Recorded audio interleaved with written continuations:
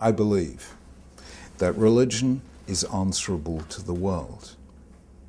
And that's very important, because a religion that only exists, behind high defensive walls could be the most beautiful and sublime religion, it could be the most fanatical and extreme religion. Until you've tested a religion in the world and seen how it changes lives, you have not really done the job of pursuing religious truth. You haven't even done the job that God asks of us, which is to bring heaven down here on earth.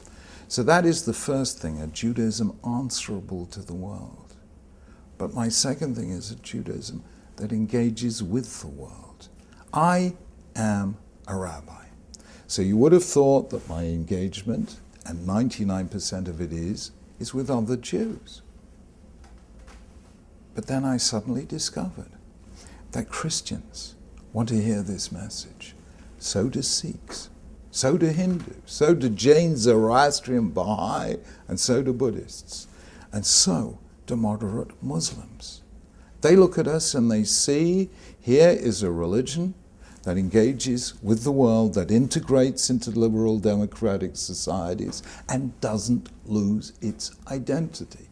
Even secular humanists say, here is a religion that is not fanatical, that is not crazy, that does not ask of you to believe 6 impossible things before breakfast, the way the Red Queen did to Alice in Wonderland.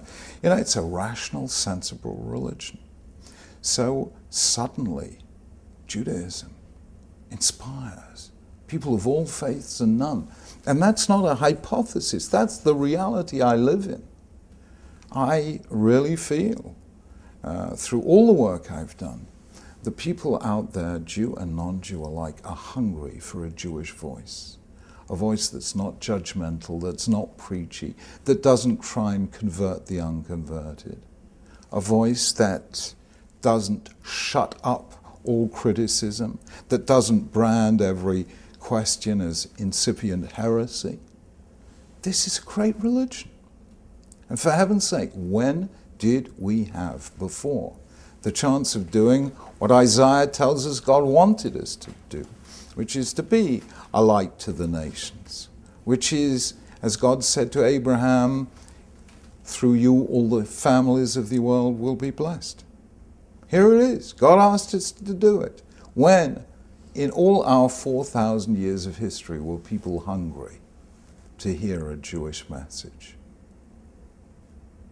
Not in Bible times, where most people were polytheists, not in the Hellenistic age when most people believed in reason, not revelation, not in the Middle Ages when Christians and Muslims thought Judaism was finished and an irrelevance, not during the Enlightenment when people didn't want to know about religion at all.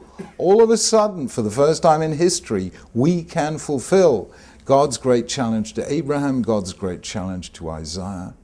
At this moment when we can, are we going to walk away from that challenge? I really feel that Rav Nachman of Bratslav put it best. The main thing is never to be afraid. To go out there in the public domain, tell people what you believe, and never be afraid that your faith will be diminished.